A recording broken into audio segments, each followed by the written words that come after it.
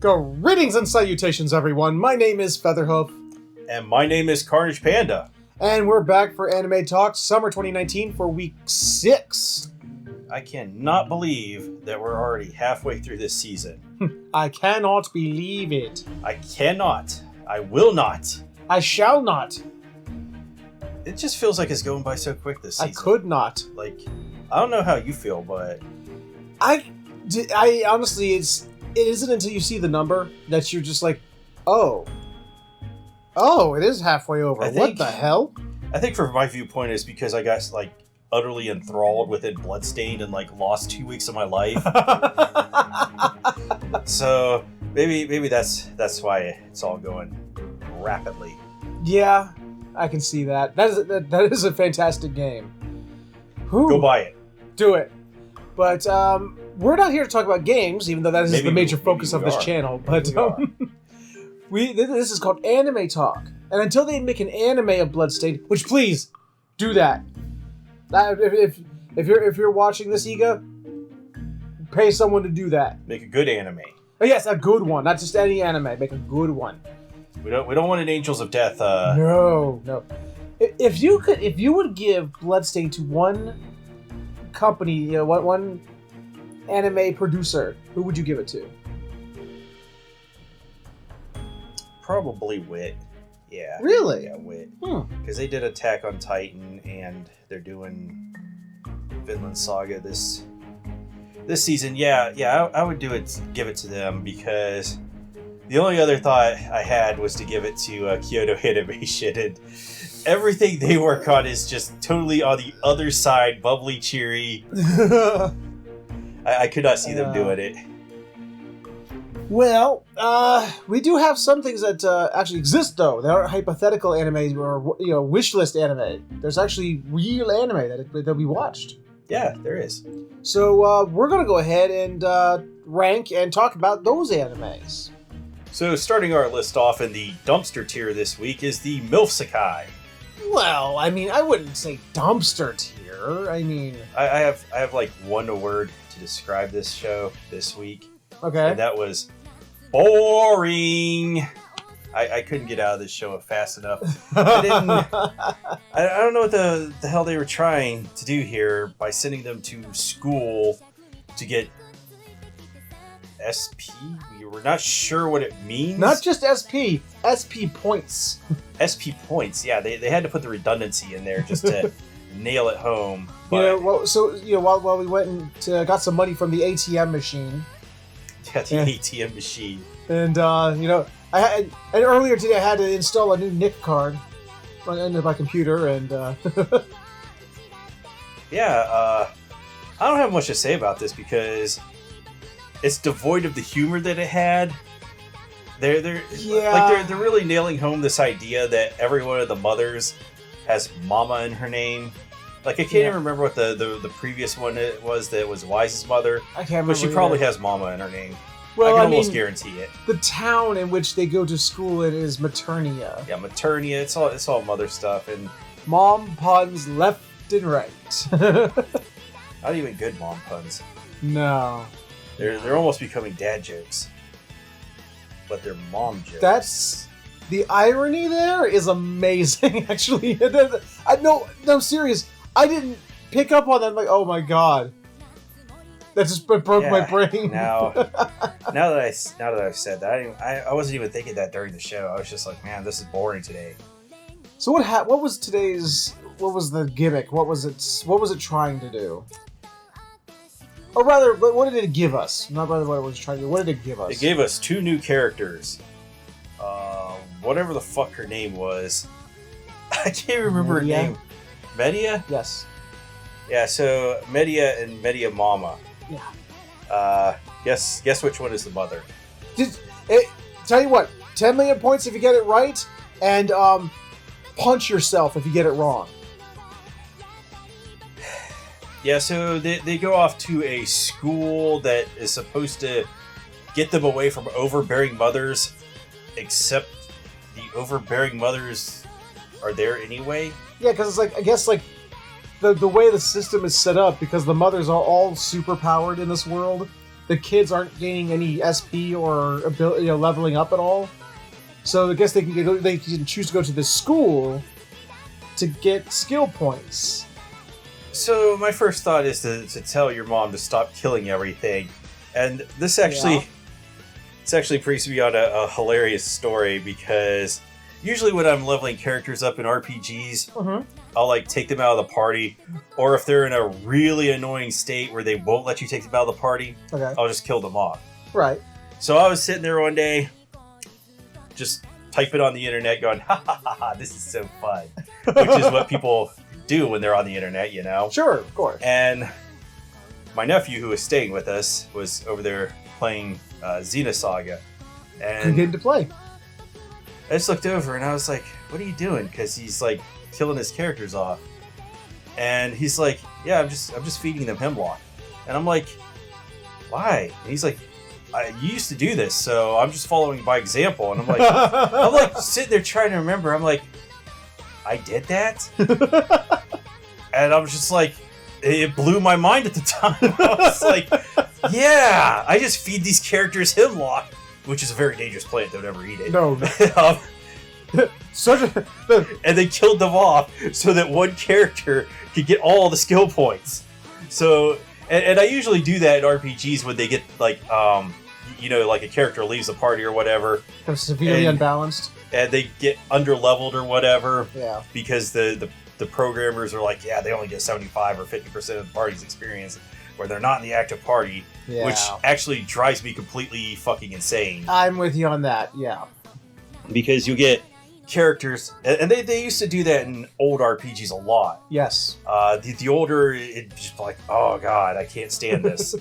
But yeah, that's what I do, and that's why I always ran that joke, like when we were watching Star Wars Episode 3, where Mace Windu shows up to arrest Emperor Palpatine. Yeah. And he just lets all the other guys die so that he can get all the XP for himself for killing Palpatine. It's like I'm fucking playing the game there. It's like, yeah, I just want it all to go to Mace. But yeah, they need to like sit down and have a talk with their moms. Stop stealing all the XP with your overpowered skills. But I mean, just feed the moms hemlock. Come on. They got fucking Porter right there, She's a non-combat character. She's like, hey, mom, because they could kill them and resurrect them in this game. This is true. Just feed her the hemlock and then flick her. That should be like 1 HP worth of damage. Yeah, that's my plan. I'm going with it. I think I would just politely say, Mom, chill the hell out. You do realize that you're, being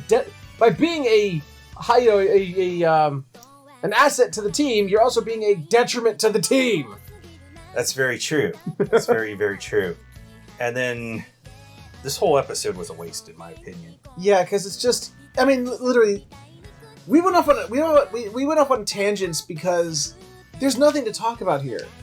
Media Mama is one of those super overbearing, because it's always a super overbearing mom. It's a helicopter parent thing. Yeah, and she's like, but she's in like, oh, my daughter's the best because she gets all the best grades. Like not just a helicopter mom, but the one who sings the praises of their child, all their minor. I'm so proud of my child because they exist. The person who has to validate their own existence by like promoting their children's minor scholastic achievements on their bumper. Those assholes. Yeah. It's like, I'm the proud parent of an honor student at the blah blah blah school. Good for you. I'm like, okay, I don't care. My niece and nephew graduated high school with over a 4.0 GPA. I just don't care. Yeah. It's like, congratulations. I would congratulate your child. You remember when 4.0 was the highest you could get? Yeah. Now they graduate with 30 fucking college credits, which just fucking blows my mind. I used to have dreams about that. Like, I would be going to college while I was in high school, which was not even a possible thing when we were going to high school. It just is, like, Media Mama literally is one of those parents that I literally, out of all of those, like, the stereotypes that, the types of parents, is the type I can't stand. Like, I just cannot stand. The one is like, well, I'm not only is she actively sabotaging other children around her child so their child can, get the advantages, but then again, the walking around going, my child is blah blah blah. Like she goes like when Mama Kun shows up. Yeah.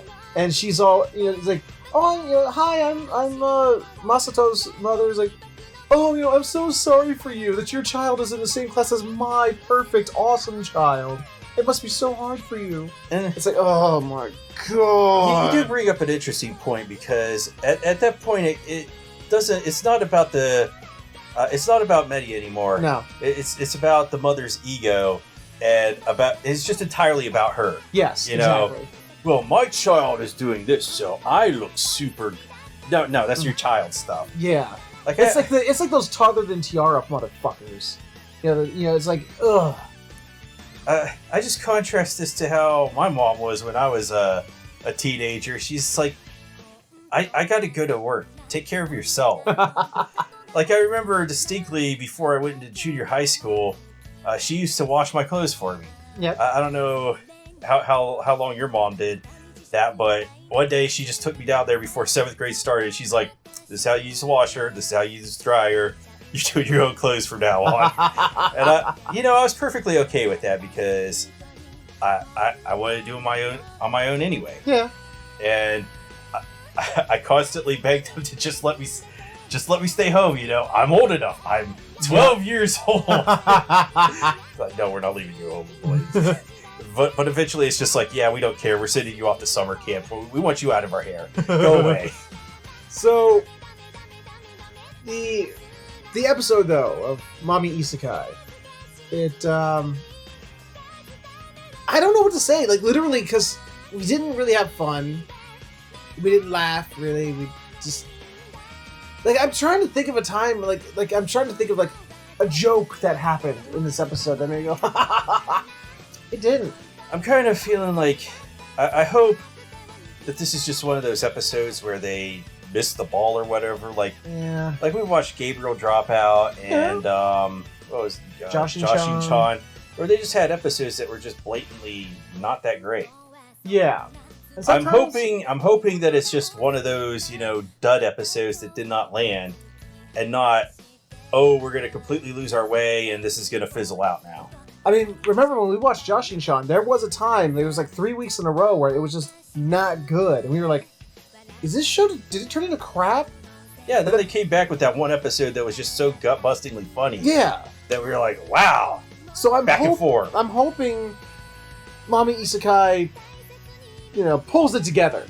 Because it's just, like I said, there was nothing about this episode that was funny. It was just like, well, that was 22 minutes of my life.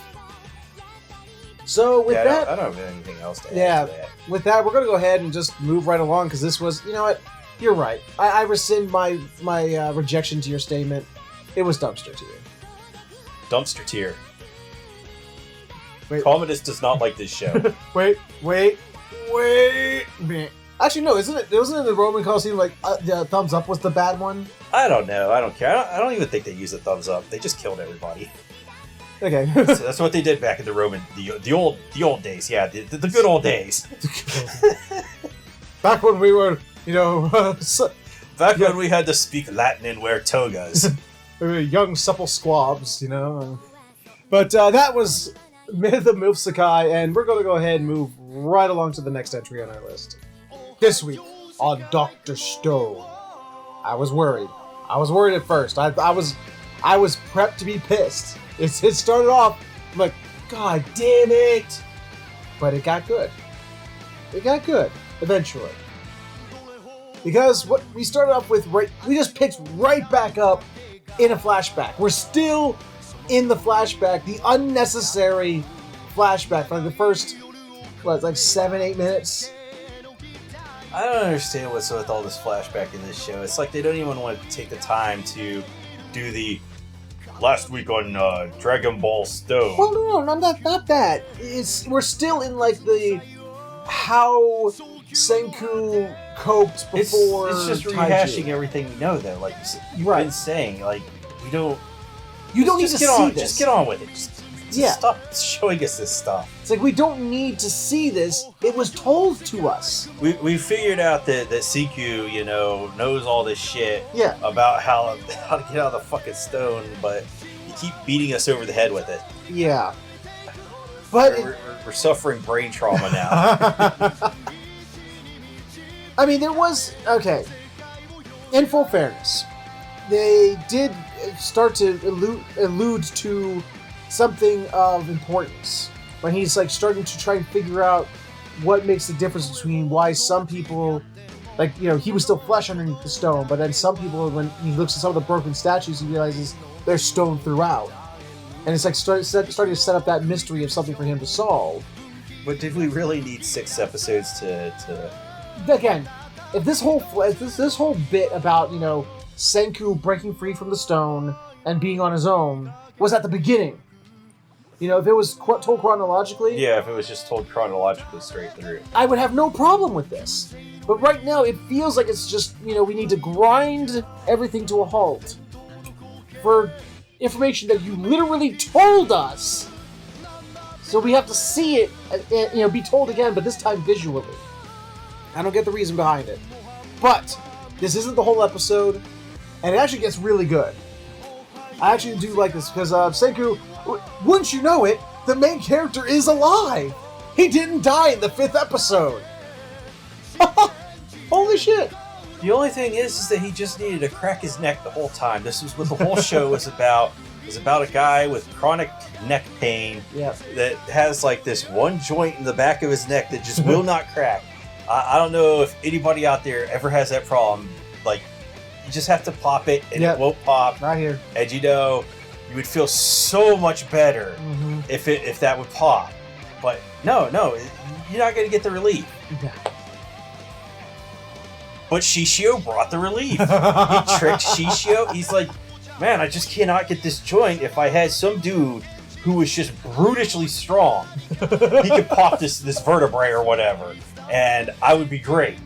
And that's what the whole last episode was about. He's just he was scheming the whole time, and he got Shishio to fix it for him. So now he doesn't have neck problems anymore, and we can conclude the show. We don't have to talk about it again. See, this is one of the things that I can't stand. It doesn't matter if it's anime or live-action TV shows or whatever. The whole, like, oh no, did the main character die in the 4th episode? It's like, don't even bother writing that, because we know there's not. As an aside, that's the one good thing about Gundam. they don't, you know, pussyfoot around the whole thing. It's like, yeah, they're fucking dead. Yeah, I'll give him that. Well, I mean, not always. I mean, remember Gundam Wing with Hero when he blows himself up? And then just was like, man, dying hurts. Dying hurts so bad. It's just, man, I can't get over it. It's just... But, I don't know about that, though. But, so the rest of the episode actually continues. The story begins to, like, it's like you can see, like, someone turned and, like, lifted the little thing so the water can start moving the gears again. It's like our pace is continuing. Yeah. What was this episode about? This episode was about Senku and Taiju.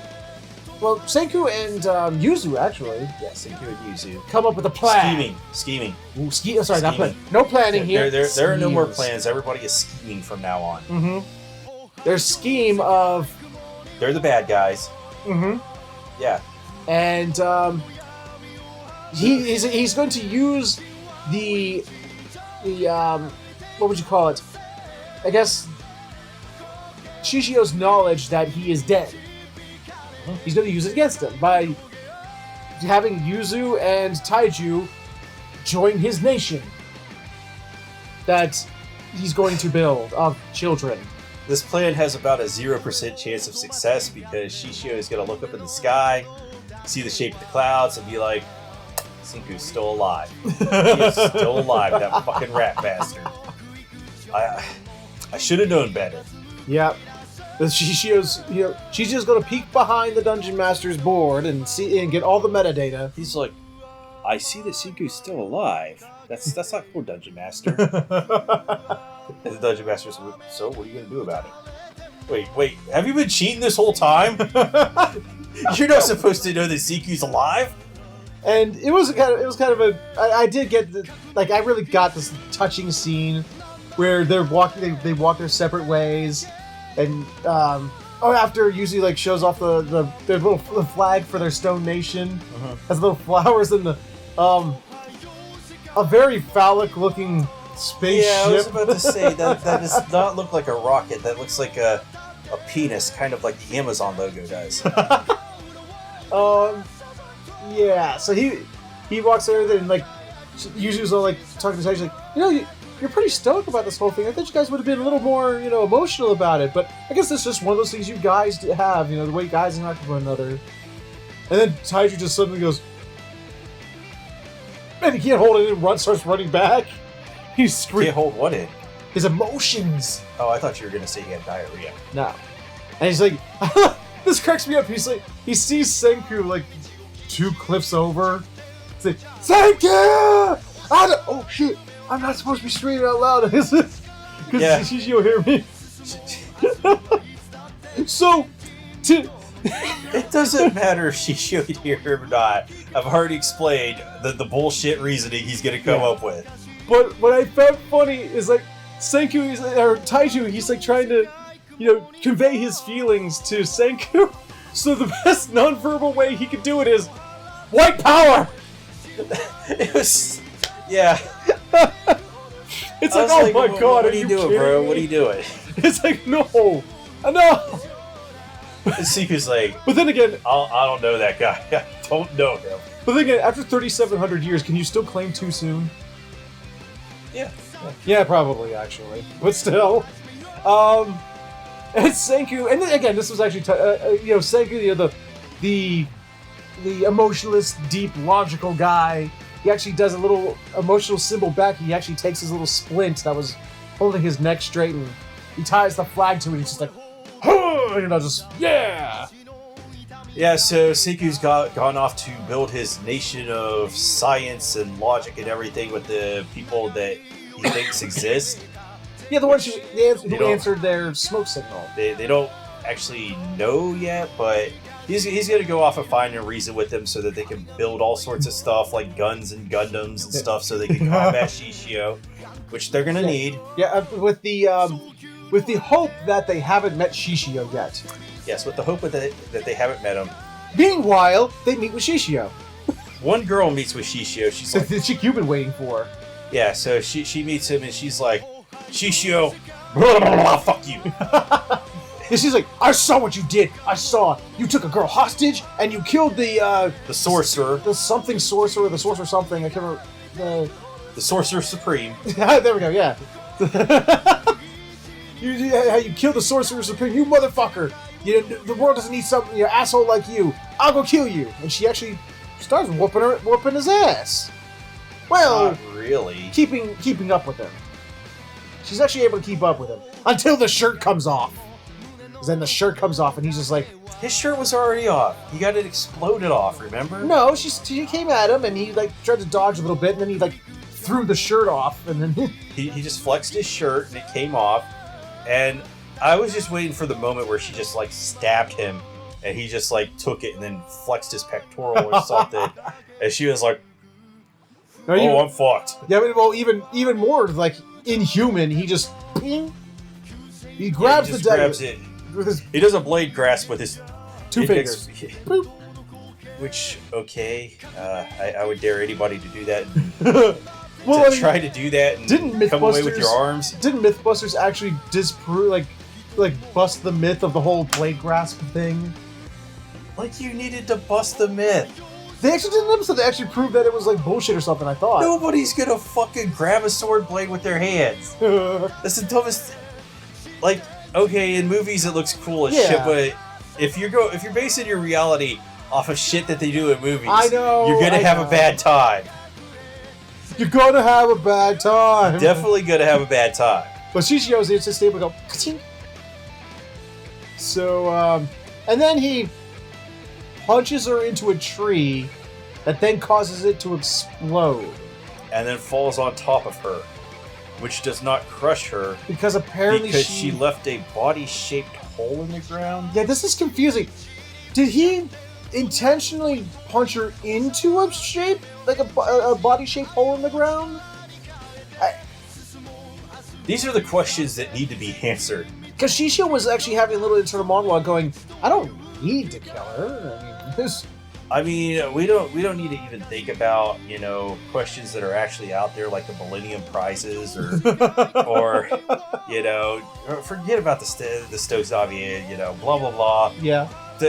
No. Does P equal MP? No. We gotta focus on the fucking hole in the ground with the tree on top of the girl. What's her name? I can't remember. Yeah, so... It was said one time, that's all I know. Yeah, she says it like once at the end of the episode, and she's our new character. Hanako, maybe? I don't know. Haruko, Hanako. Something like that. But, meanwhile, Senku just shows up and goes, "Holy, did you look at that?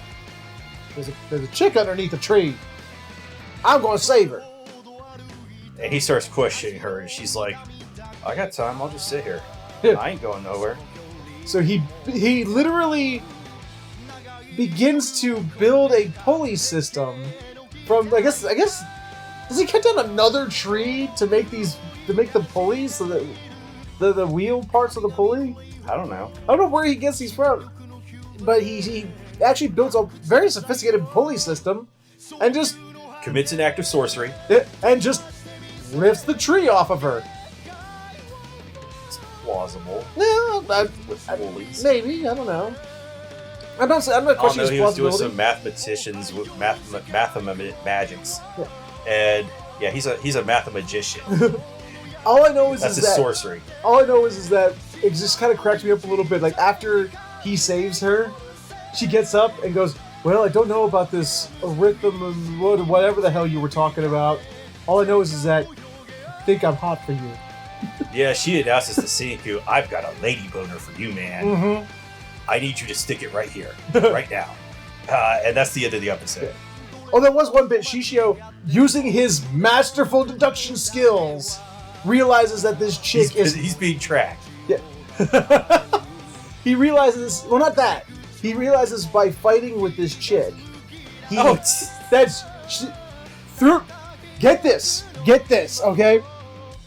By fighting with her, hey, if there was someone this skilled during our time, I would have heard about it. So Actually, obviously, the logical conclusion to this is that not the fact that there may have been somebody I've never heard of before. No, she's actually a product of this generation. There are other people that had a baby. I actually saw this because I deduced it while he was fighting her, that they're probably, you know, just evolved from monkeys or whatever, and they're like the new humans, or, you know, somebody else got out of the stone before Senku. Yeah. And then when they had children, I was able to deduce that, so I don't have a problem with that one. But I do have a problem with the upcoming, oh yeah, clouds are telling me that Senku's alive. I don't know.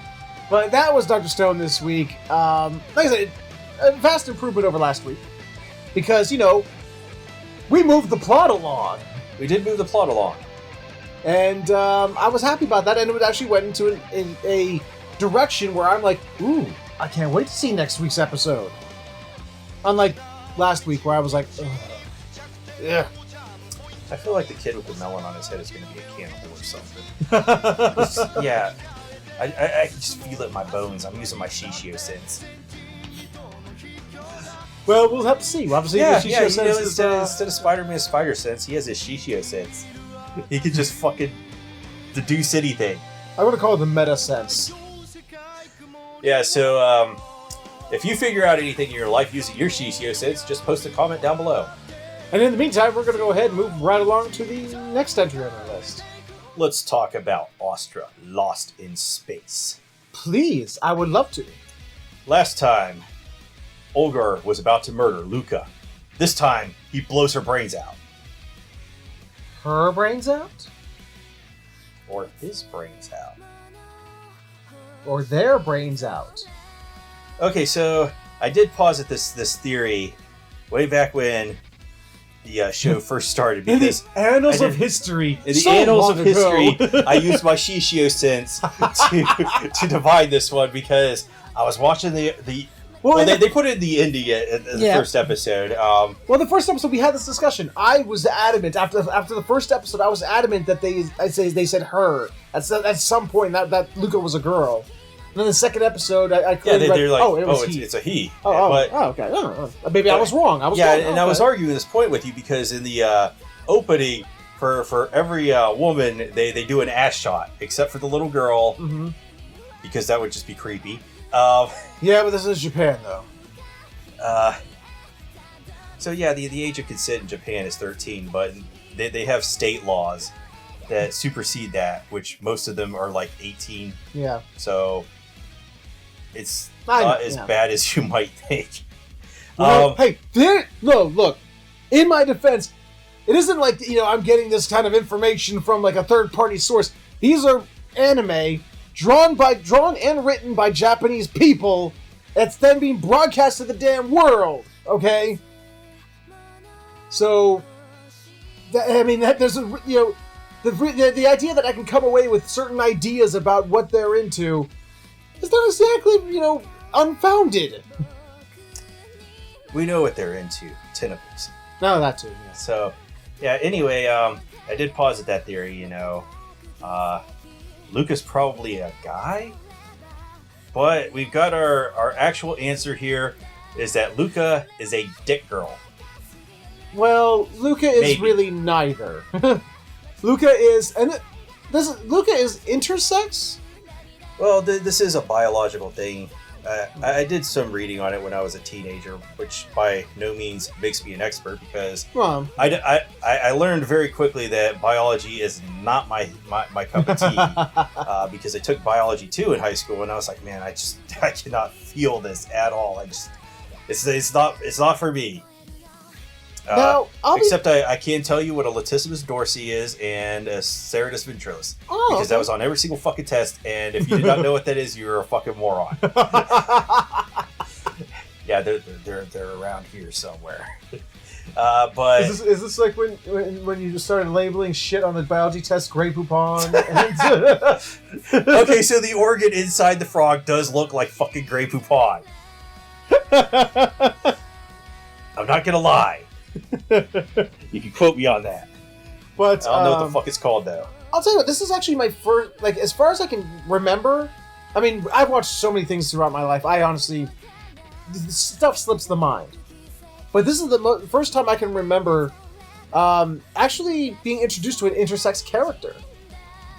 Well, it is a biological thing. Oh yeah, I had to read a novel for one of the history classes I took in college called Middlesex. Okay. Which it's a play on several things, Middlesex, I'm in between this sex. It's also the name of the town is Middlesex. Yeah. Which I believe is an actual city inside the United States. It is. But yeah, there's some humans that are born and their chromosomes are XXY or XYY instead of just XY. Yeah. Or XX. Yeah. So that's where that comes from. But they actually kind of spent a time in this episode sort of trying to describe it a little bit. I actually kind of appreciated that. I get the feeling that because Luca's dad, not biological dad, because Luca is adopted. Yeah. I get the feeling that he just took her in for whatever reason, him, her, whatever. Well, no, because Luca specifically says, I identify as a guy. Yeah, well, because I was raised to be a guy, I identify as a guy, despite, having the boomers. Which Luca shows off, if you're into that sort of thing. Well, they didn't really show it off, it was sort of silhouetted, really. Well, they had the fucking sun just beaming right into our eyes, and... Where the nipples would have been, you would have gotten retina damage. So, yeah, that proves to Olgar that because Olgar wanted to assassinate Luca, because his primary goal was to assassinate Luca's dad. Yes. For killing his brother, which he has zero proof that he killed his brother. Yes. Because his brother was investigating him for campaign finance violations, which. Okay, so I have worked for PACs and super PACs. I'm not going to disclose which ones, but Can I? no. Oh. But I don't need that kind of hate in my life. Like, seriously, I don't care. People who are Democrat or Republican, This is true. They will go on an emotional tirade.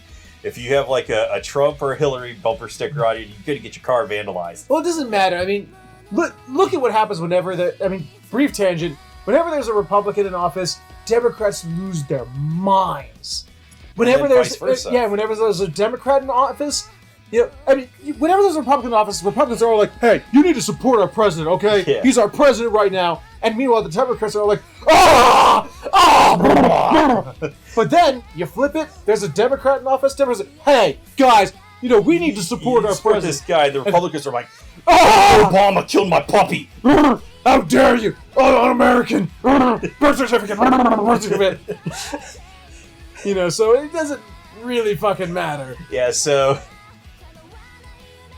campaign finance violations, at least in the U.S., you only get a fine for it, even though I would tell people on the phone that you would go to jail if you donated more than the $5,000 that you were allowed to donate to a campaign.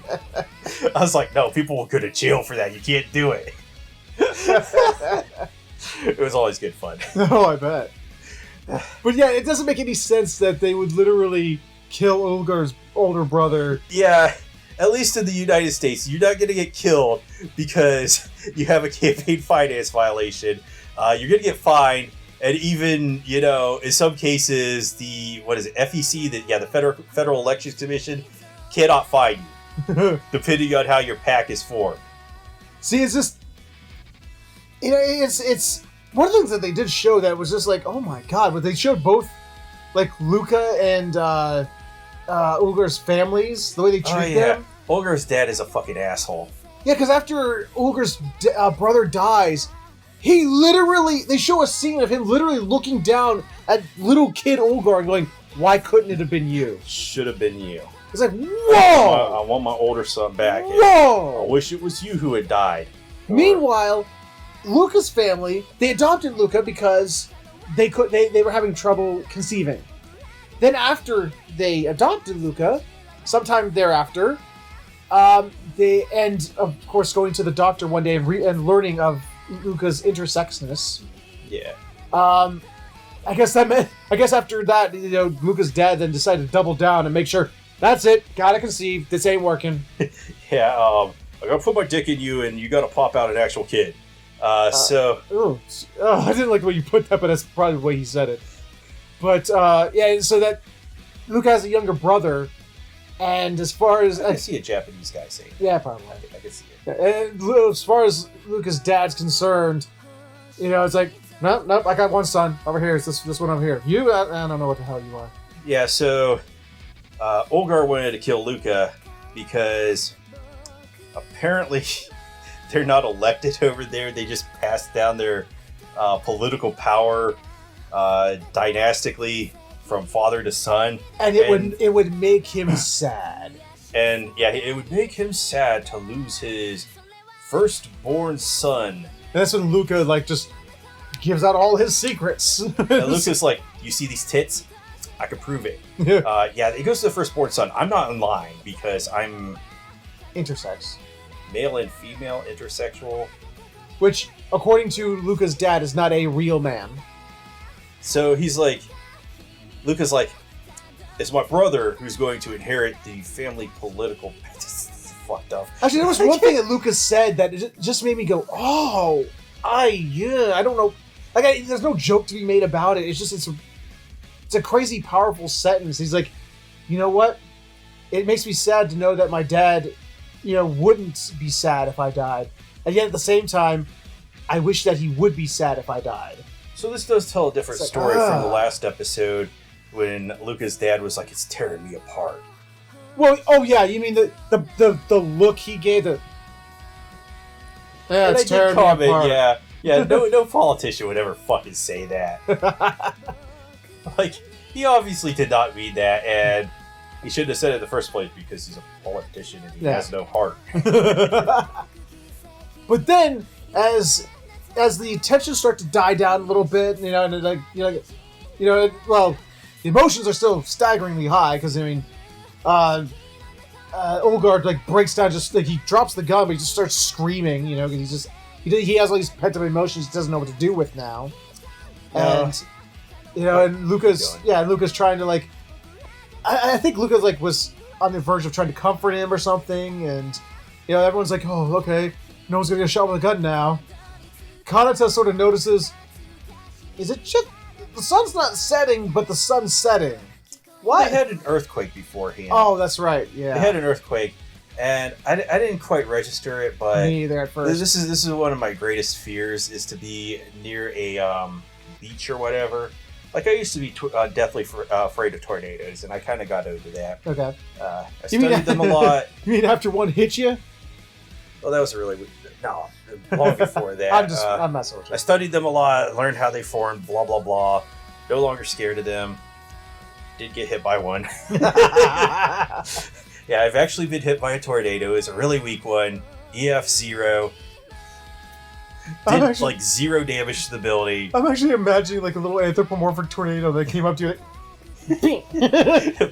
Fuck you, yeah. Like you see like an old Fleischer cartoon, the old like the old 30s cartoons. It's just like, the constant motion. Oh, yeah. Yeah, but back in 2011 when they had that fucking tsunami in Japan after that earthquake, I was like, you know what? That is terrifying as fuck. I would never want to be in that situation. What about that one that like hit like Madagascar and India and they're all terrifying, man. Yeah, that one that. Just a wall of fucking like a tornado is confined to a small space. Yeah. The biggest one in the world so far that we know about on record was 2.6 miles wide, which is fucking massive. Yeah, but a tsunami's bigger. Yeah, bigger. A tsunami is like 20 to 30 feet tall, maybe even taller than that, and just expands as far as the horizon, left and right. It's like, where are you gonna go? You just got to go up and hope that it's not going to go that high. Yeah. So they're like, shit. I thought this looked really cool though. I was like, it did. I was like, at first, I was like, is the sun setting? And then I was like, the sun's not setting. No. The water is coming up. So I don't know when this was published, but Kanata and I actually sort of like realized at the exact same time. I remember sitting there both looking, like it shows Kanata looking at it, and then I'm sitting there looking at. I went, they need to get that ship right fucking now. I was like, the sun's not setting. That water's coming up. It is coming towards them. And Kanata's like, get to the fucking ship now. And they're like, what? Everybody's always like, well, why? No, we're having fun. Fun, man. It's fun here. He's like, nope, we're going to fucking die. I mean, seriously, is it like some kind of like weird human contract that like if someone says, yells, duck, they go, huh? Instead of dropping to the ground. Or tsunami! Instead of going, got it, going that way, they go, what? I mean, I get it when somebody says that. Back when I was in grade school, we used to play prison war ball, which was a variant of dodgeball. Okay. Which is not played with the same rules. It's basically, because dodgeball has these really weird rules about not moving or whatever. You have to be in the back or whatever. Does it? Yeah. Huh. If you actually watch it. But we played prison war ball, which sounds 100 times 100 times more badass. Because we also had our gym teacher was Mr. Turner, who we referred to as Mr. T. Oh God. God. So yeah, it was his idea, whatever. It was also another game he called Scatter, which just pretty much dodgeball free for all. Yeah, and we play this on the playground because we only had gym class one time a week. Yeah, and so I wasn't paying attention one day. I had my back turned to the rest of the team, the enemy team, and somebody's like, "Hey, look out!" So I just ducked, and the ball went whizzing right past my head. And everybody's like, "Holy shit, that was the coolest thing we've ever seen!" And I was like, "Yeah, I was supposed to duck because I was being a dumbass." So they, of course, dumbassery happens. Most of the people get in the ship. They trample all over their picnics to do it, which thank God, there was no dumbass going, we need to collect the stuff. Yeah, we need to get all this stuff before you...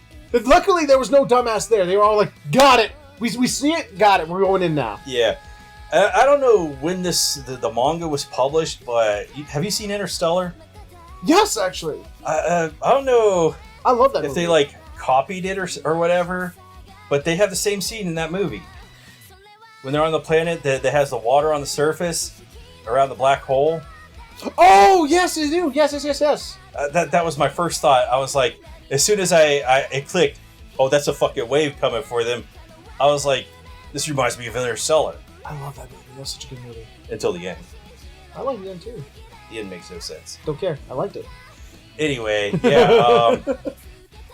Was that the end of the episode? No, because Luca, unfortunately, because I guess they're just, the ones that, they're the ones that the episode's focusing on. Luca and Ogar do not make it to the ship. Yeah, they do not make it to the ship. Kanata was trying to save them on the ramp as it was taking off into the air. And they get washed away in the tsunami. But Luca's like, I found a tree. I got you, Olgar. I'm never going to let you go. And Olgar's like, let me go, man. It's not worth living. Itachi killed my family. Well, what he actually said was, Kanata talked about the time when he was, stuck out there with the kids. Yeah. And I'm not going to be, I don't want to add to his guilt. And so he brushes Luca away, but Kanata's like, I'm not going to let you die. And then he does a belly flop from 100 feet. Great idea, Mike. Just fucking fantastic idea. If you've never done it, I recommend it. He has a bungee cord on. Fine. No bungee, but the line to pull it back up with. But he literally belly flops from the ship to the water at least 100 feet up. Interesting point. If you had a bungee cord on it, you would just be flopping up and down, doing belly flops over and over again. That would feel like a fucking nightmare. Just ow, ow. So he goes to.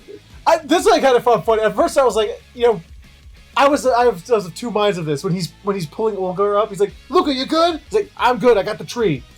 And he's pulling Ulgar up, and when Ulgar slips from his grasp, and he like grabs him, he's like, "Just let me go. You just do what you got to do and let me go." He's like, after that day when my sensei fell, I just said never again. So since the day I've been weightlifting every day.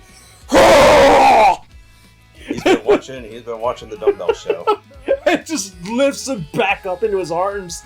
It's like, part of me was like, oh, come on. And then half of me went, yes, Kanata, you So it was pretty hype. And they get back into the ship. They don't show them rescuing Luca. They're like, yeah, we don't need to show that. But they did. I don't know if this is like, I don't know how to take this scene. Like, they specifically, went out of their way to show like Luca like, well, we now know Luca's secret, and even though he's identifies as a guy, it's and everyone accepts him, and it's been pretty much back to normal. It's caused some kind of discomfort with the guys. It's just Luca's like, come on, let's sumo, and it's just kind of like I don't know about this. I'm kind of uncomfortable because I don't know if you're a girl or a guy. And then like the scene where like Ulgar gets mad at Luca and like grabs him by the collar. Yeah, he's gonna be like, what the fuck you want? But the shirt sort of pops over a little, and Luca's like starts to do like the feminine thing, like oh. And Ulgar's like, oh, titties. And he's like, oh, am I supposed to be angry or turned on? Well, it's funny because they keep pointing out that Luca's intentionally teasing Ulgar. Yeah. I feel like this is this guy's just And then like the girls are like, Aries is all like, she's like, but Luca's just like, at the same time, even though he identifies as a boy, it feels like having yet another female best friend. It feels like they were trying to oversimplify the idea of intersex or something. I don't know. It felt like it was. You know what? Luca was just trolling there. Just fucking trolling. Yeah, probably. Just trolling. I think we need to not trolling about the intersex thing. Just Olgar's like be I'm angry. I'm antisocial, and I'm going to kill you. And Luca's like, but I have tits. And he's like, oh no, what do I do? I mean, like I said, I actually, and as someone I've never met an intersex person, so far as I know, and I've never really been introduced to an intersex character in a show, or game, or any kind of entertainment, really. I don't know, it actually kind of made me go, oh, is that what that is? Huh. Neat. I don't know, it didn't really, like, it didn't make me go, ew, dick girl, or anything like that, you know, it was just like, huh. Okay. The possibility is still out there. Yeah. Because Luca did not show what was in the drawers. I don't think I want to know either. First off, it's because it's still a kid. And secondly, I just don't want to know. But it's like, it doesn't really matter. When we were talking, we had the is Luca a boy, is Luca a girl discussions up until this episode. At some point, we just came to we were like, you know what, Luca's Luca. Luca is Luca. I was not fooled for 1 second. My Shishio sense went off. Of course. I really like this episode. This show is great. But then we got the mystery about Charse. I don't think there's a mystery at all. My Shishio sense is going off again. Ares is the fucking traitor, and she's doing the long con and everybody. Charse was the one in the class, and he didn't remember her, and she's trying to trick everybody into thinking that Charse was the guy that was not there at all. Because Charse and Ares both claim they were in the same biology class. Now remember, Ares claims she has photographic memory. She's saying she made a point. She's announcing to everyone that she made a point to memorize everyone's face in that class. She does not remember Charse's face. And then it does this very like Sith Lord thing with Charse's face as he like. She's like, "Are you hiding something, Charse?" I don't think he's hiding anything at all. It's Ares that's hiding stuff. I'm. You know what? I think you're right. I honestly think you're right. I think Ares is the, and that is why she's keeping the log.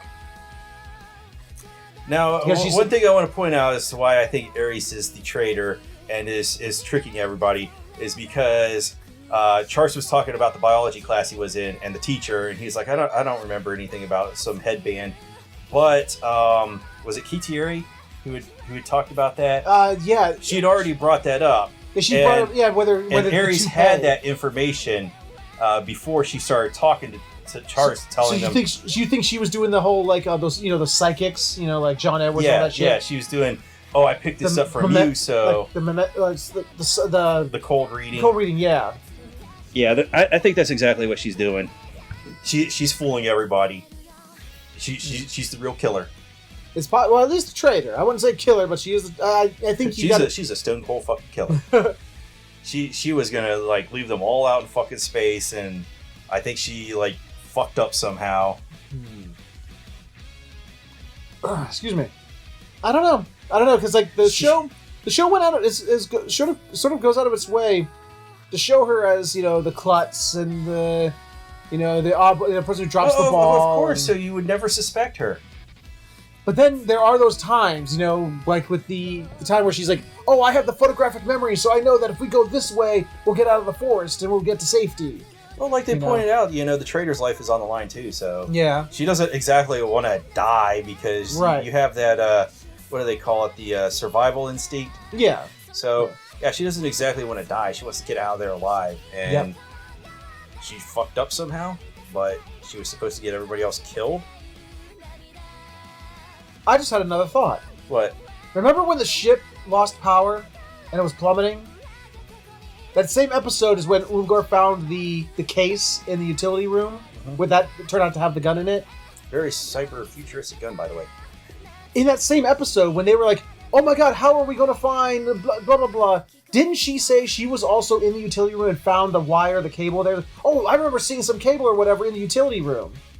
Was that Ares that said that? Yeah, I think. I could be wrong. But my memory is telling me that it was her who said that. I want to go back and double check that because I'm like 95% sure that Ares is not a good guy.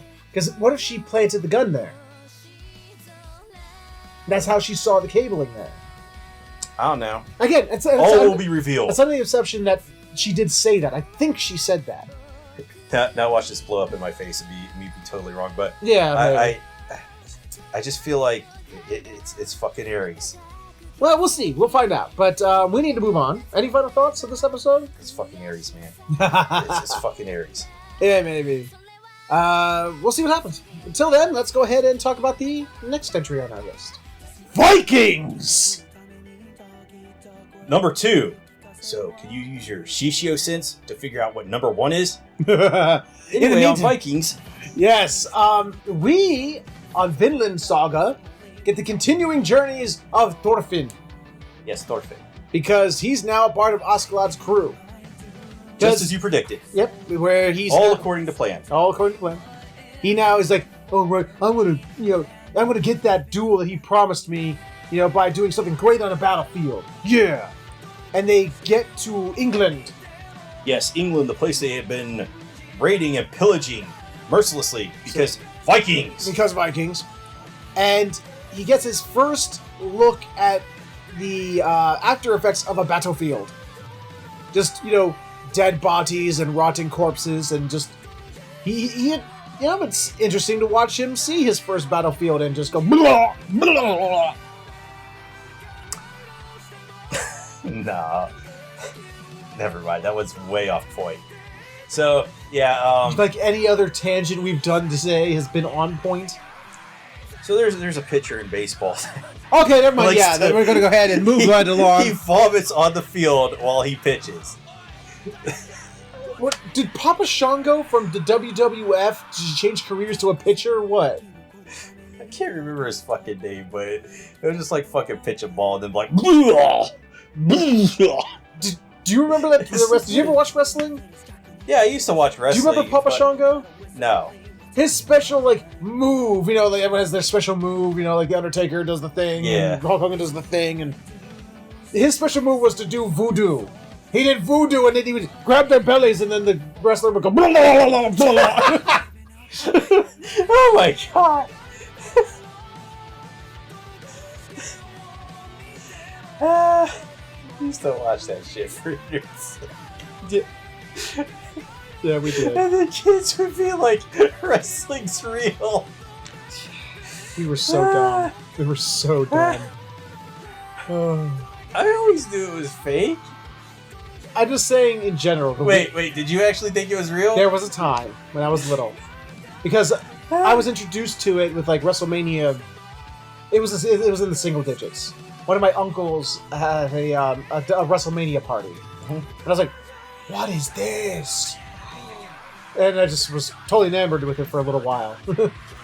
But anyway, so they're in England and so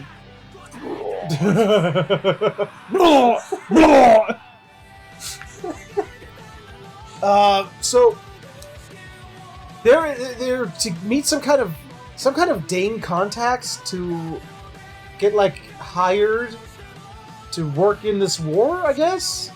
Oh yeah, I felt the fucking context that Oscalon. This dude's always asking for I keep thinking about how much fucking gold costs right now. I'm not sure if it costs the same much. I guess for me though, it strikes me as hilarious because when we ask for money, it's like, yeah, I'll do it for $20. I'll do it for $100. Oscalon.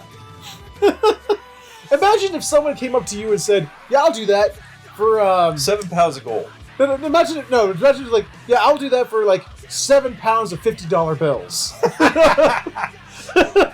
Yes. Mind you, in the current day, this is what's the date today? August 12th? August 12th, 2019. Gold is around $1,000 an ounce. A fucking ounce. And Oscalon wants 7 pounds of gold. And the rights to rape all the women. The rights to rape all the... This guy is very virtuous and he's a good guy. Bullshit! He's very complicated. No. We get to keep whatever we find, and we get to rape the women.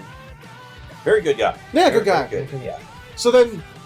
your parents would approve of it. Oh, yeah, totally. Yeah, I should bring him over sometime. But he... the shrewd guy that he is, the guy, the contact, he's like, 5 pounds of gold, and all that other stuff you said. And he was like, deal. I think Oscar actually front-loaded. I think he front-loaded with the higher number that he didn't even expect to get. Yeah, Oscard's like a fucking genius negotiator. He's like, yeah, all this stuff, 7 pounds of gold. 5? He's like the guy that just goes grossly over and tries to negotiate down from there. Yep. So, before a deal... No, it's not even worth 5 pounds. It's not even worth a pound of gold. But before a deal can even be struck, though, before they're like, okay, good, we agree on the deal. Well, there would have been a deal, but then he took, the contact took an arrow to the neck. I hear that's debilitating. Yes, because it causes the status effect of death. That's not a status effect. You're fucking dead. You don't come back from that. No, look in the any RPG instruction manual that is listed under the negative status effects section. I like the old days when they had to censor it because reasons, and they would give you statuses like swoon. Like, what? I'm not fucking swooning because some dude hit me over the head with a cast iron skillet. I'm fucking dying here. My head is split open. I'm not swooning. Swooning's something you do when somebody's like fucking romantically coming at you. But take a fucking sword through the chest. No, I'm not swooning, man. So let me point this scene out because like the arrows are coming out and like killing a bunch of dudes. Yeah. So Oscar goes, he's just like, what is like? Let's beat them at their own game. Yeah, beat them at their game. So what did they do to beat them at their own game? All these archers, they pick up axes and swords, charge right into them, and start hacking away. So they beat them at their own game, I guess. Would you? Not really, because they were really playing two separate games. One was playing stealth, stealth sniper guy, and the other was playing. Ah! You have a point there. They were way off pace. Oscar had no idea what he was talking about. They could have used somebody with a bow and arrow. They won. They won against the bow and arrow barrage. And Thorfinn gets his first kill, and he makes sure to double, triple, and quadruple tap this guy. And then also invents death metal. Right after, after he finishes he was listening to the opening. Yes, he was. He literally in that moment invents death metal. And I'm not going to try to do death metal because I do value my voice. Me too. I gotta give credit to this voice actor, whoever this person is. There's the one thing about voice acting I would never like is that they have to go back there and scream for hours on end. Yeah. That was actually when they did a voice. There was actually a voice actor, voice acting guild strike thing that happened a while back, and because of that, because people were like ending up, seriously fucked up because of the, when they were forced to be, asked to do for hours on end. I mean, how much work do you have to put into getting fucking screams? Apparently a lot. They're never satisfied. Yeah. But we actually, after this kill, we actually get to at first Ascalon has to save him. Oh yeah, because he encounters another dude. Yeah. And wait, isn't this an entirely different battle? No, this is on during that first battle. Oh yeah, Ascalon has to save him. He almost kills him. I'm not sure. Did he actually stab him? Yeah, because I'm pretty sure I saw the sword go into Thorfinn. Yeah, because there's a dude on top of Thorfinn, and he's trying to dry hump him. Like he's got one hand on his throat, and like the other's gonna he's gonna kill him. Yeah, he's like, "Aren't you a fucking Viking? You're a fucking Viking, aren't you? I'm gonna fucking kill you." Yeah, like Thorfinn tries to run away, and he tackles him, he bum rushes him, and with he's like holding his head down, he's gonna stab him, and then a sword then goes through that guy, and then also sort of into Thorfinn. Yeah, and then also it's like, man, I thought you were already dead. I thought you were dead, man. Sorry about that. Like, But not really sorry. it's like, sorry, but not sorry. the weak fucking die kid. Yeah, real stuff. I love that, like, the weak die. You know, like you. Yeah, like you fucking weak. I mean, he's not wrong. No. And then, I love just, like, the next guy comes up and, like, he's gonna fight Thorfinn. And it's like, you know, I don't know, you know, we don't know what happens in the afterlife, you know? We don't know if there even is an afterlife. Let's assume there is, though, for the sake of argument. That soldier's gotta get to wherever he's getting, and he has to explain what the fuck just happened. Yeah, I got shanked to death by a 6-year-old. Yeah, this fucking midget got me. I don't know how to explain that. So then we get the quickest time gap, like time skip I've ever seen in my life. And Because- Thorfinn is now a brooding, hardened killer. He's now a brooding, hardened 12-year-old. He went from 6 to 12. Yeah, very fast. Yes, and it shows a quick montage of like Dr. Stone could learn lessons from this. of him like learning how to more efficiently kill people. He's good at getting them necks.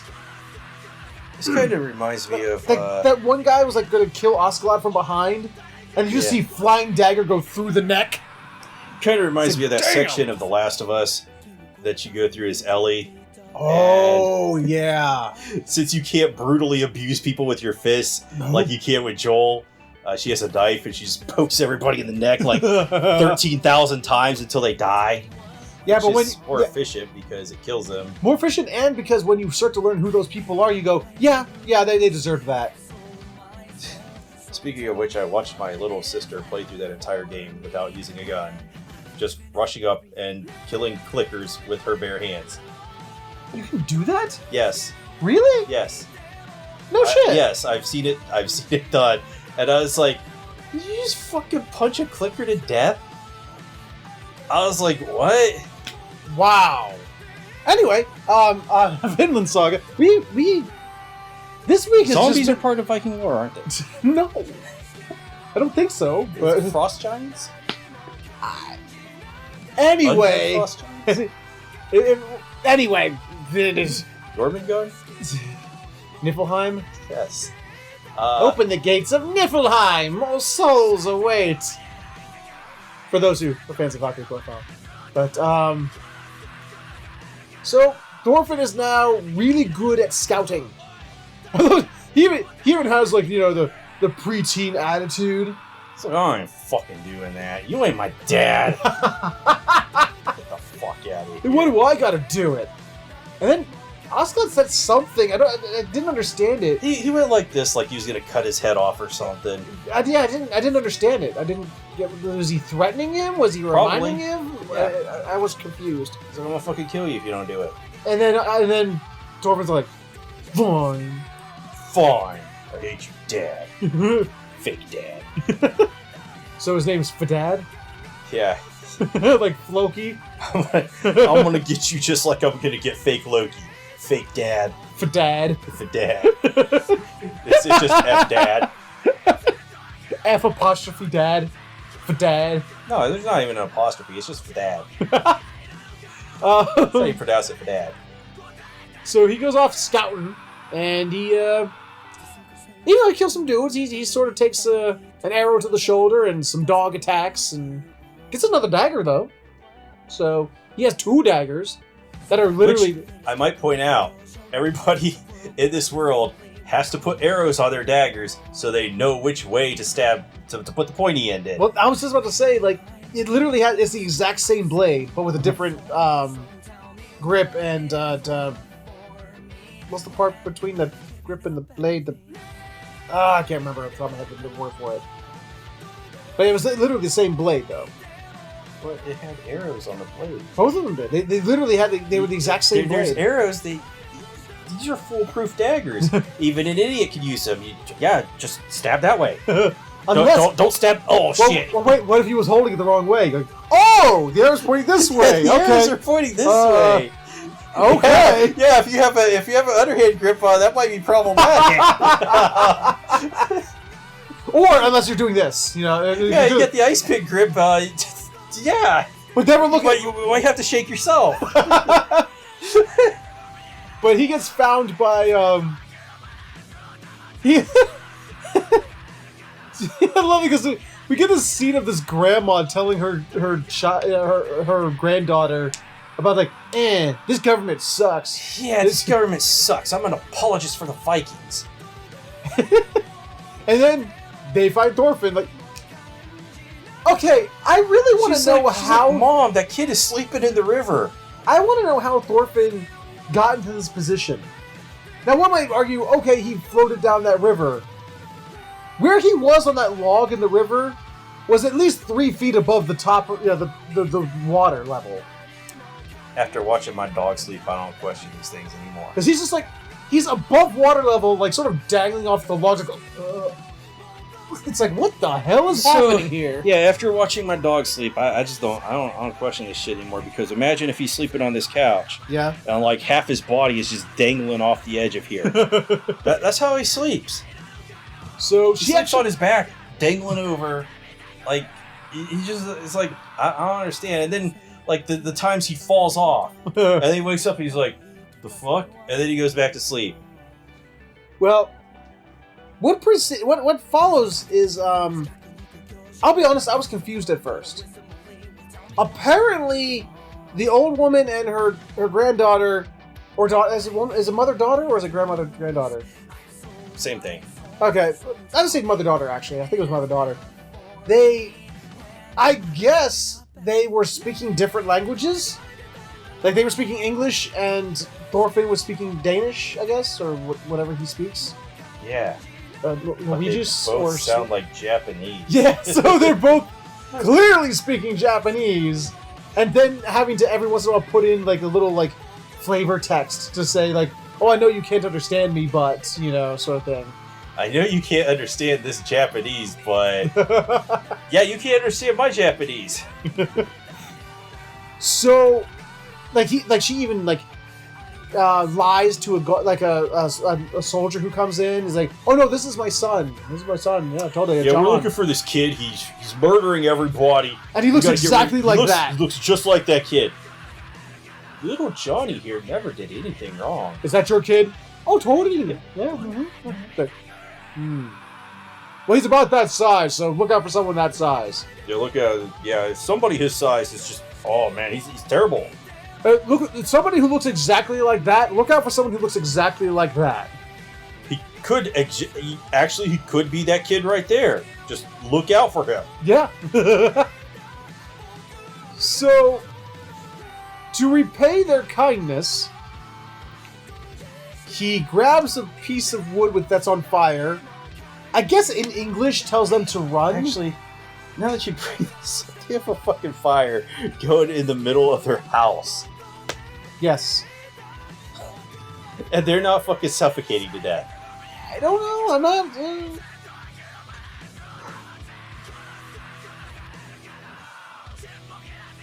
Actually, you bring up a good point. I don't think about it. So how are they doing? I just realized that, man.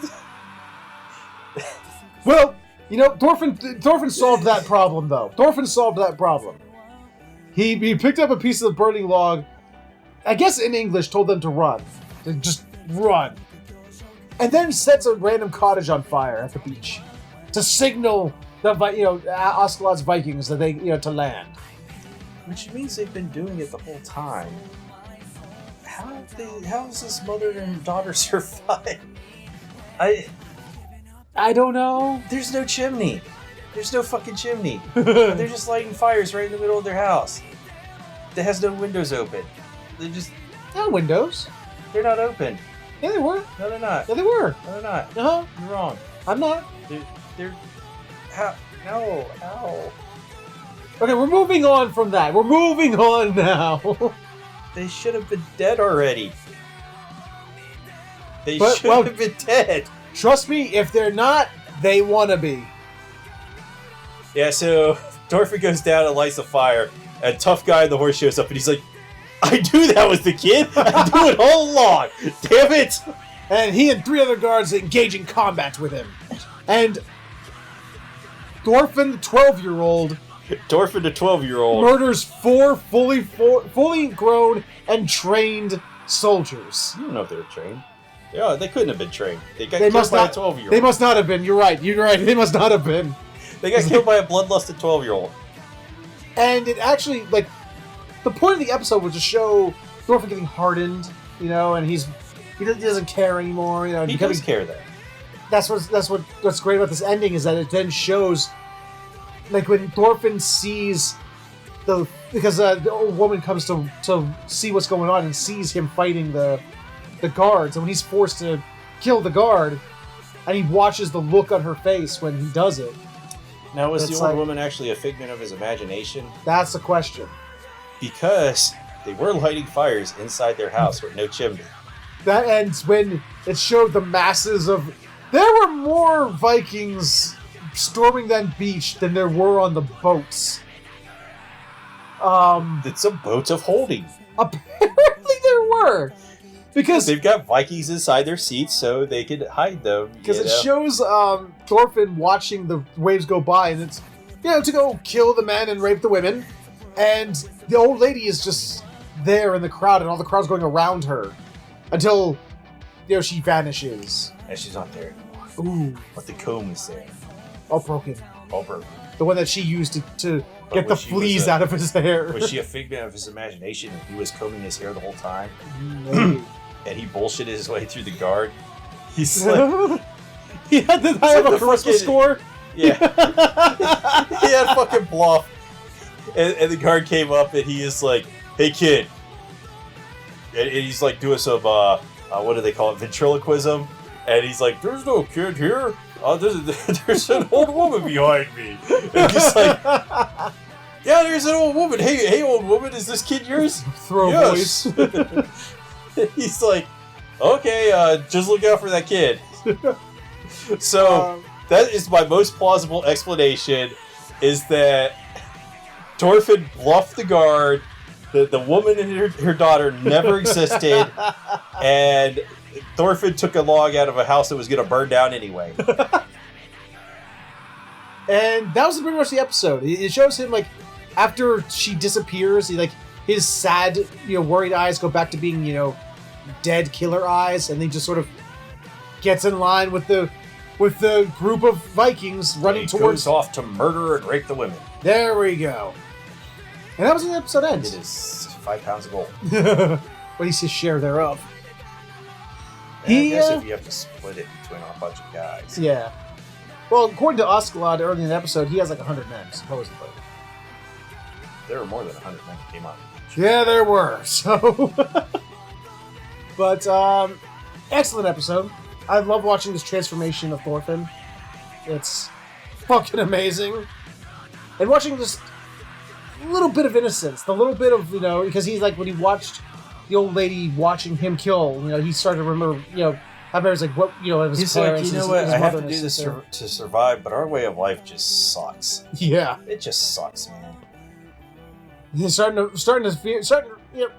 realize, oh yeah, maybe my dad was right. This is why my dad, yeah. But excellent episode. Oh my god, I can't wait to see more of the show. But any final thoughts of Vinland Saga? At least it's not dragging at a glacial pace like Dr. Stone is. Yeah, at least well, it's not a saving grace because the show is actually good from beginning to end. Yeah. Well, I mean, if you know, I guess if you want to complain, I guess one thing you can nitpick is 6-year time gap. Really? They had to get the story going. It was like, I guess, yeah. What was that other fucking show we watched that had time skips that were just enormous? Kimetsu no Yaiba. Yeah. They're like, yeah, two years went by in this 3-minute span. Well, in that one episode of Kimetsu no Yaiba, it had 3 time skips. It had a month-long time skip, then it had a 6-month-long time skip, and then it had a 1.5-year-long time skip. Yeah. I was like, what the fuck? So I'm not going to hold it against it. Granted, it was still, but still, it was just sort of like, okay. Nothing really happened during those 6 years. Except he killed a shit ton of people, which I guess they did show. They did show him, you know, killing a shit ton of people and getting better at doing it. It got boring. Yeah, we went to this village. Granted, and then we went to this village and killed these guys. Why don't we just fill this with a montage? So, other than that, any final thoughts? Let's watch more Vinland Saga. Agreed. But in the meantime, we have one other anime we need to talk about. So I guess let's go ahead and talk about that one. Okay, we've run out of time, so we aren't going to be covering any more episodes this week. No, I'm just kidding. How heavy are the dumbbells you lift? I never, ever thought this would be our number one spot. But I was selected by him. It was.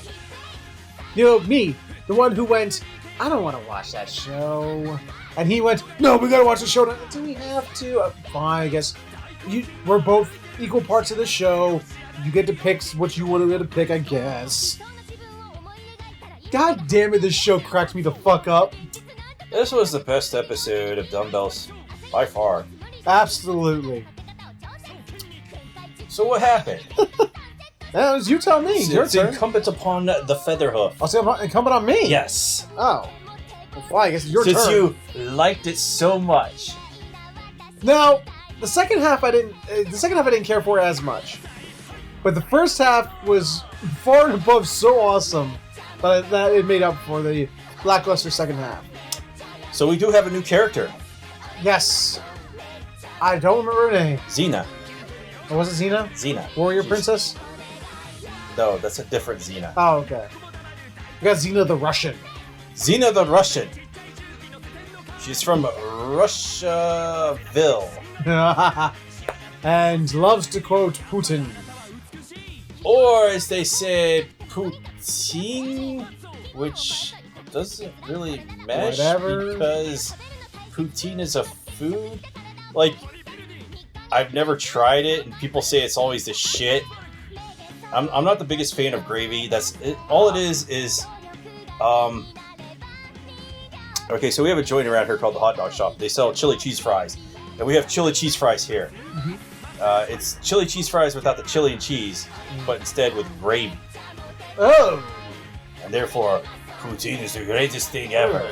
I don't like it. I'm not the greatest fan of gravy, even though everybody extols the virtues of the gravy that my mother makes. And I'm like, okay, I don't care about gravy.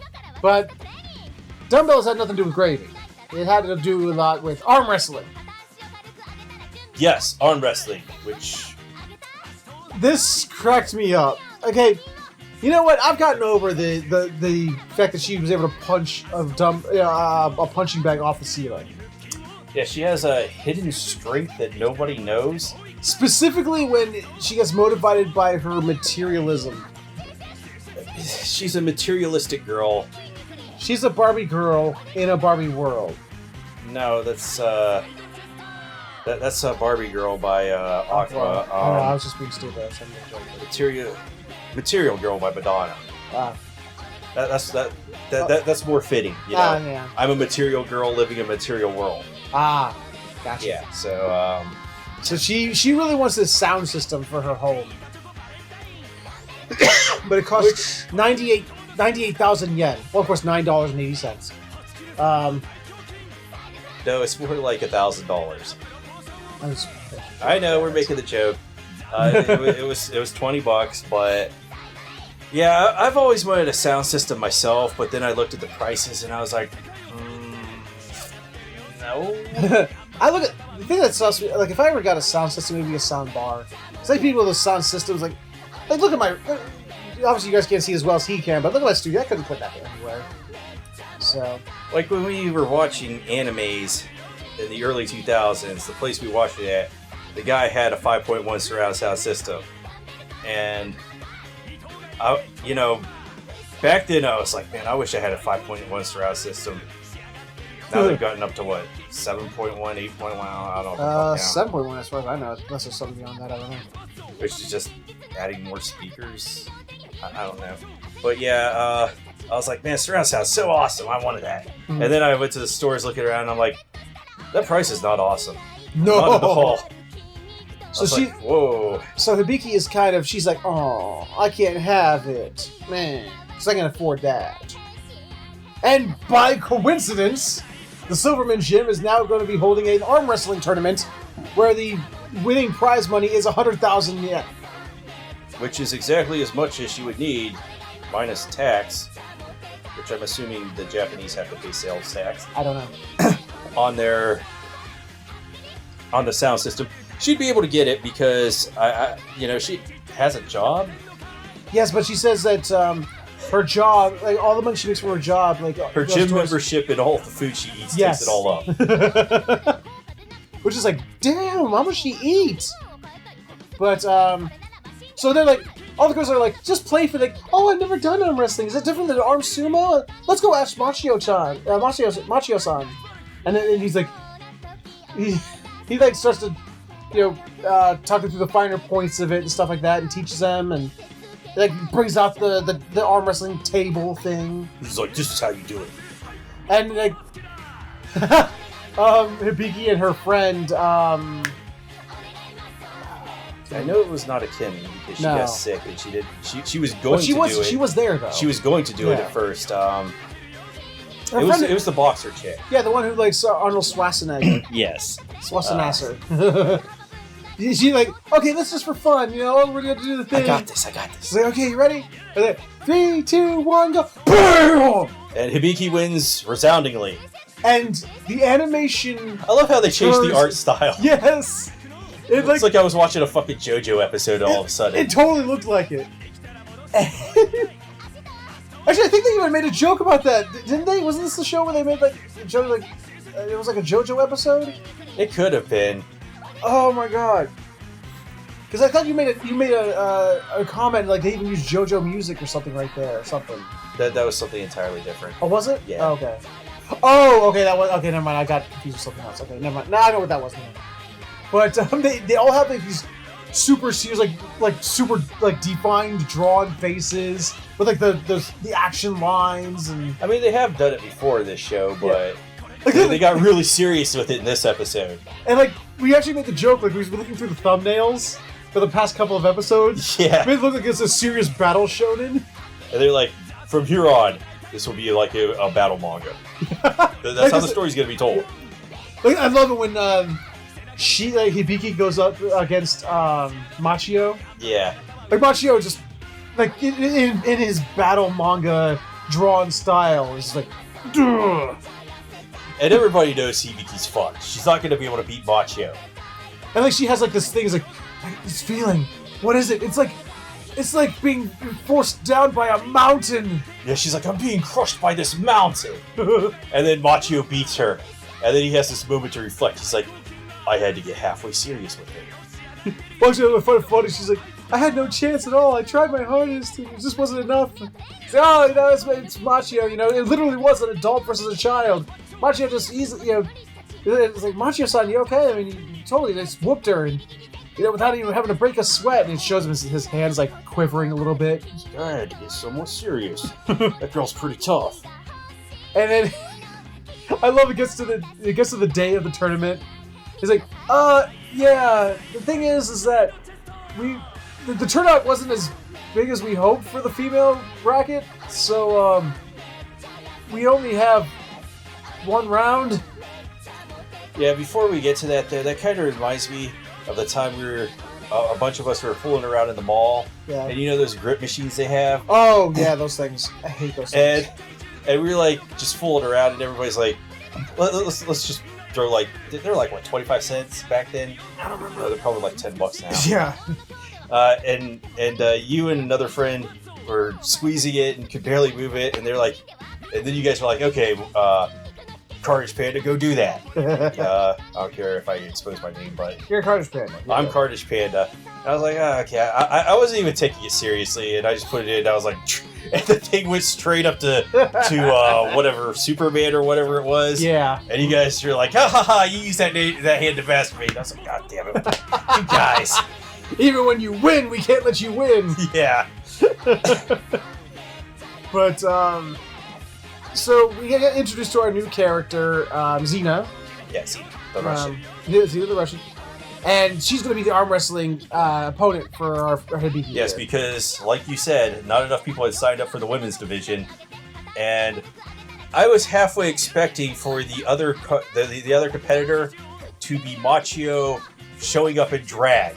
And when you said that, I said to her, I swear to God, if they do that, I will be willing to, right now, proclaim, how heavy are the dumbbells you lift, best anime of the season.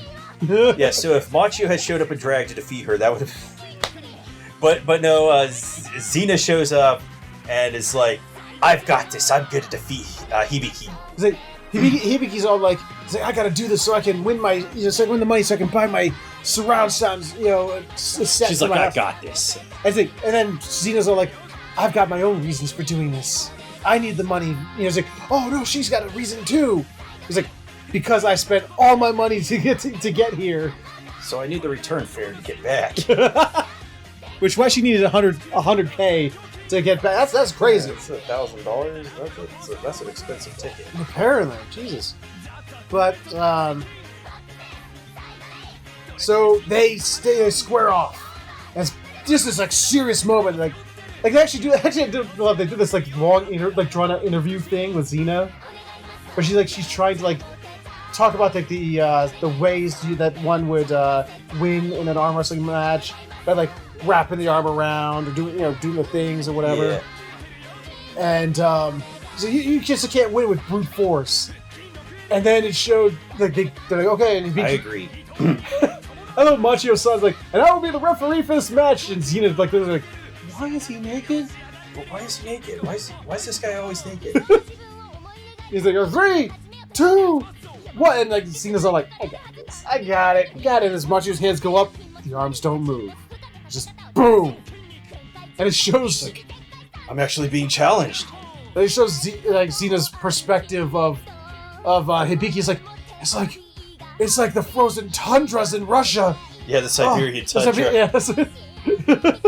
It's like trying to wrestle with the Siberian tundra, and it's just BAM! Hibiki wins a resounding victory. Yes, and from that moment forward, Xena declares, "You are now my rival." I get the feeling that does Hibiki actually know she's her rival? I don't think she does. Because I've gone through that phase where people are like, yeah, I have a rivalry with you, and I'm like, nobody told me. And they're like, case in point. I'm like, okay. So she actually, because she now she can't get back home, she has no money to get home, she just, I guess, moves into Hibiki's house. Yes. And transfers to her school. Which is the entire second segment, which wasn't as funny. They go back into the exercise segments. Yes. Where Xena's trying to tell us how to do pull-ups, and chin-ups. Yeah, whatever. And they're like, let's do the most difficult exercises like dragon flags and chin-ups. To which, Hibiki's about as successful at doing a single pull-up as I am. I don't blame her. That shit's fucking difficult. Like, when I was a kid, one of my friends' moms was going out with his Green Beret. Yeah. And he was jacked, okay? He definitely had muscles. Yeah. And he's like, yeah, this is one of the hardest exercises. It's the chin-up. And he started doing it on these clotheslines, metal clothes bar out at the park. And he does 11 of them, which... fucking impressive. He's like, yeah, you only have to do 3 of those to get in the military. And I'm like, I don't know if that's true or not, but back then when I was a wee little impressionable 9-year-old, I was like, only 3? And then I tried to do it and I was like, oh, this is hard. And it's pretty fucking impressive. He couldn't do more than 11. Well, it's like, I remember as a kid, we were growing up that in elementary school. Mm-hmm. Elementary school and junior high, they had these something called the physical fitness test in gym class, like once a year. And like some would be like, how high can you jump? And you have to like jump and like hit these markers. Mm-hmm. And one was like doing. Never had to do that. But there was like a different station. And each different station, they tested how well you did thing. And the big thing at the end was you had to like so many laps around the gym and how long it took you to do it. One of the stations was the chin-up, the pull-up station. Never got a single one, ever. I don't know. I think maybe humans just have bad leverage on that or something, and that's why it's so hard. I don't know. All I know is I couldn't do it.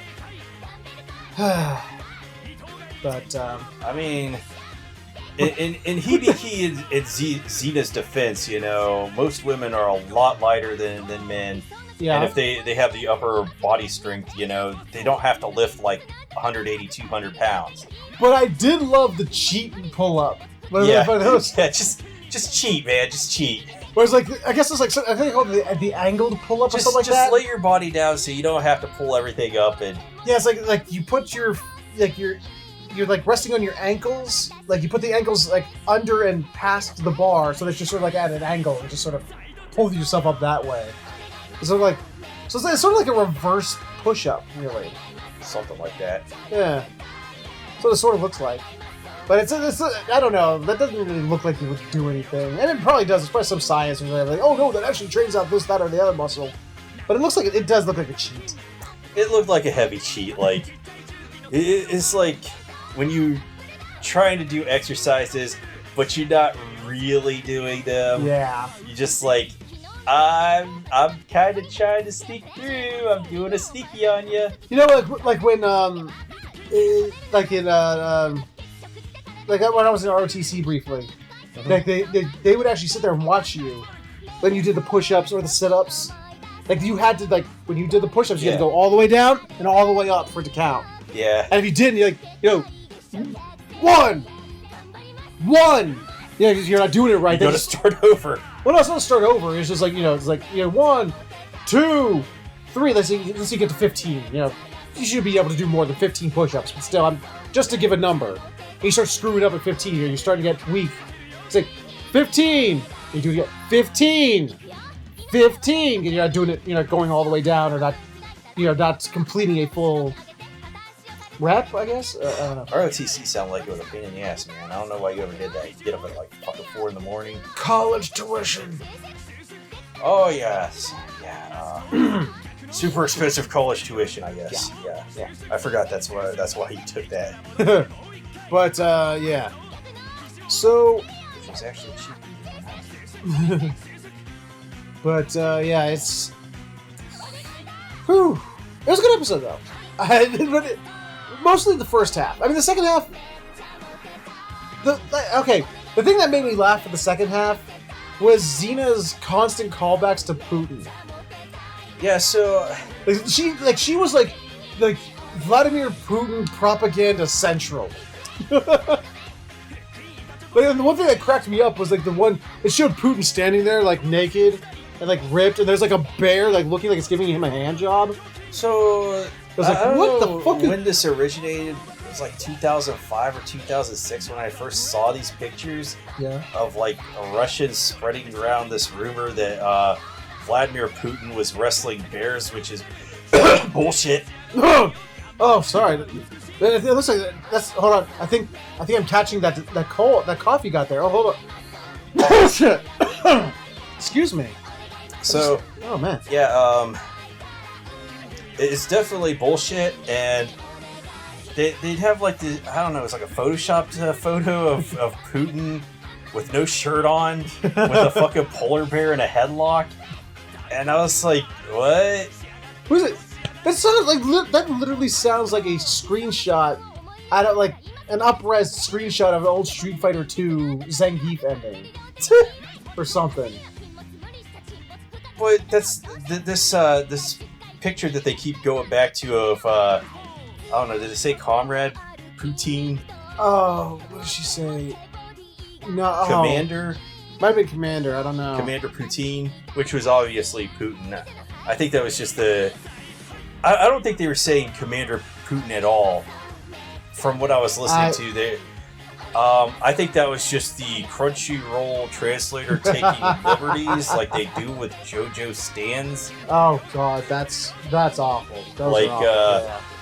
Booty Blues will be something jazz. But I don't know. I mean, perfectly honest, like I said, the lackluster second half, because it doesn't really do much, is completely, it doesn't even matter. It's almost like it doesn't even matter, because the first half was fucking hilarious. I loved watching that shit. So, I mean, I really don't have much else to say about it. You have any final thoughts? Or? I like this show. I do. I'll be honest, I've completely come around on it. Plus, they're not even fucking... Oh, something else you pointed out is that they're not even hiding the fan service now.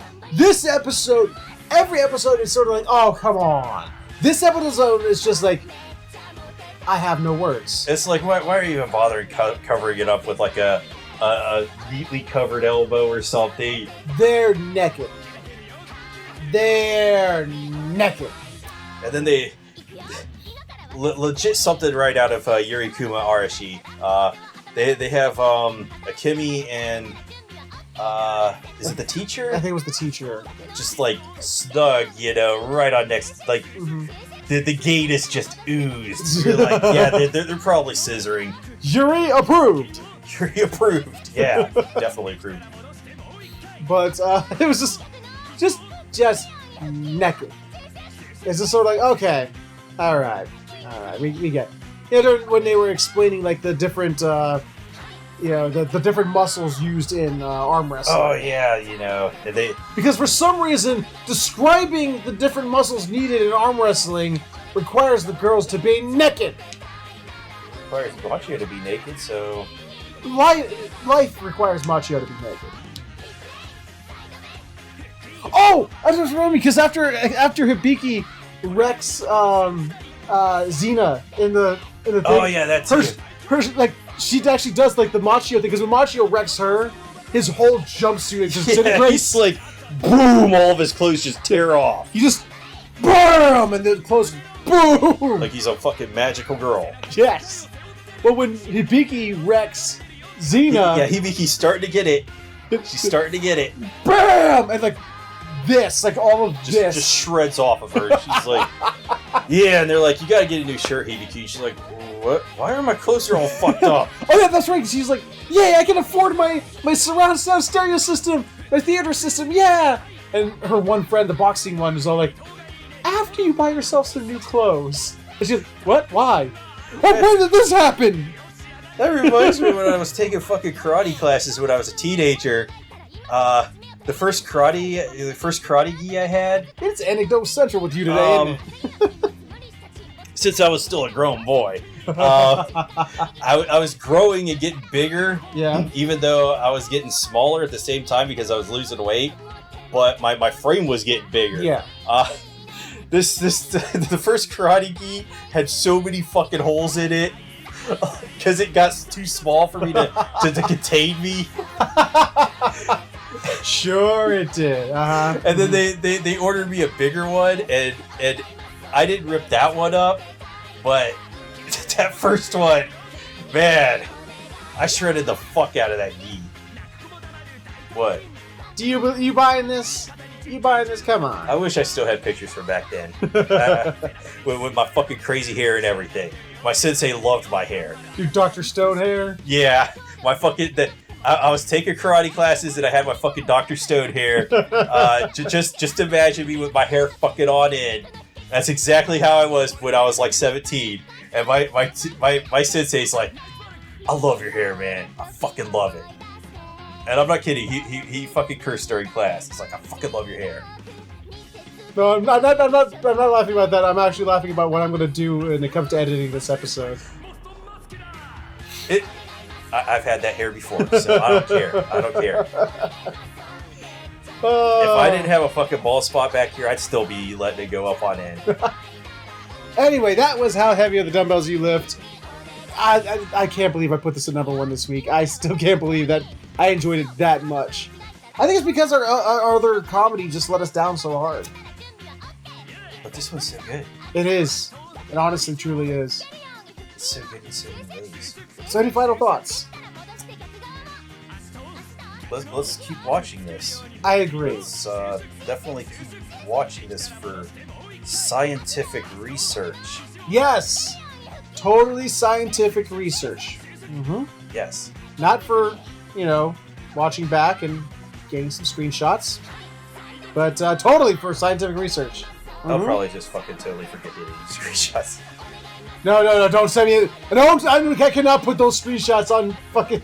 On my I fucking did video. send you one. You did. I sent you one. I wanted to get you in trouble. Hibiki wants to get a boyfriend and she wants to lose weight, and I just don't understand. She is fucking fine. Agreed. And what I find funny is that Xena actually has the same. That's also her. Yeah, she's also got the same motivation. Yeah. Hibiki has the motivation of I want material things and I want a boyfriend, and Xena has I want to get a boyfriend. Yep. Great motivation, I guess. I suppose. Don't really need to get in better shape, but No. it's helping with the comedy. Yep. 10 out of 10. Yes, 10 out of 10. You know what? 11 out of 10. 11 out of 10. 11 out of 10 comedy. Yeah. I don't have any more. 58 out of 10 lewdness. It hasn't gone that far. I've seen shows that have gone way farther than that. I know. I was trying to be silly, damn it. You and your logic. Bastard. So with that, I think it's time we head out for tonight. Yep, let's head out. So with that, that was week 6 of Anime Talk Summer 2019. Man, yeah, man, it's fucking hot in here. yeah, it is actually hot in here. But that was my fault because I didn't actually have the air conditioning set as max setting before we started this. But oops. Blame him. Yes, blame me. I was really hoping for more from Milf Sakai. Maybe it'll get back on track next weekend. I hope so. I really do. I really hope so too. I remember having these exact same conversations with Josh and John. Yeah. We'll see what happens. And I love Gabriel Dropout too, but not every episode is just top tier. Yeah. Well, I mean, hey. Sometimes they miss. How heavy are the doubles you lift is number 1 this week. It wasn't always. In fact, we sort of dropped it there for a little while to try something else. So, you know, hey, not everything can be golden, but Milf Sakai, yeah, we'll see what happens. And Dr. Stone seems to be getting back on track.